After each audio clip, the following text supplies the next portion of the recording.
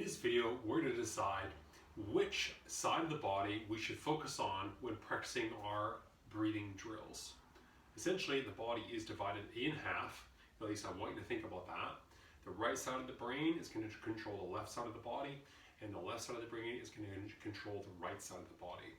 There's going to be information traveling back and forth. So number one, when I move the left side of my body, that's controlled by my right side. And when I'm moving it, there's information going back from the left side to my right side. Additionally, any sensory input into the body via the left side will end up on the right side, or sensory input on the right side will end up to the left side. The only sensory input that doesn't do that is going to be smell. Smell is going to equal and go to the same side of the brain. So while we breathe, we inhale and exhale. There's going to be movement of some muscles and some joints. And there's of course going to be some sensory input of that area. So that's going to obviously correspond to the opposite side. So we're going to just look at a couple of movement things, create some stimulation, recheck the movement, and see what happens. So I'm going to look at some shoulder movements. Shoulder and necks can definitely be affected by the way we breathe. So as I stand nice and tall and my belly go, my hands are straight forward.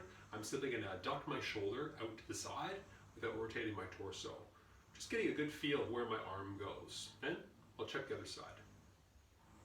Okay, so without too much thought, I can really tell that this side is a lot stiffer than this side. So, right side, left side discrepancy.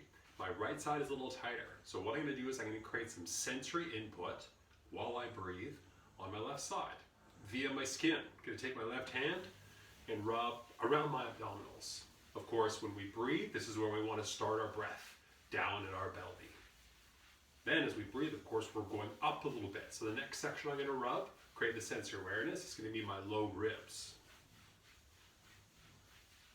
Lastly, the breath will end up, and there's going to be some activation, muscle, in my upper chest. Okay, that's it.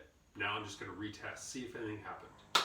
Straight arms out front, check my left, feels about the same, check my right. Okay, so definitely notice it feels a lot different, it feels a lot better. So for me, activating my left side is going to help the right side that I had some issue with that shoulder. So number one, I got a benefit on my shoulder. It didn't really hurt when I did the movement before, but it felt a bit stiff or sticky. So essentially I improved some of that stuff with breathing, but also creating the sensory input.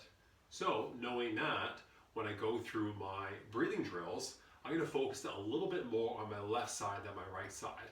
And to make it super simple, we're just going to go for a 2-to-1 ratio. So for example, if I want to do a breathing drill, I'll first begin on the left side, and then I'll repeat on the right side, and then I'll double up and do it on the left again. So it's a 2-to-1 ratio. So it's going to be good for our brain, but most of all, it's going to be good for our performance. Because what does improved breathing do?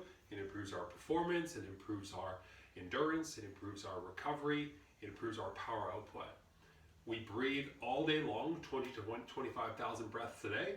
We do that when we're not even thinking about it. But we can make the process more efficient. There's the mechanics of it and the chemistry of it. So really right now, we're kind of talking mechanics, but we're also using a neurological approach. So go ahead, test out your side and find out which side is going to benefit you the most. If you want to have some fun by testing both sides, go for it, but just go off your first instinct, what gives you the better result.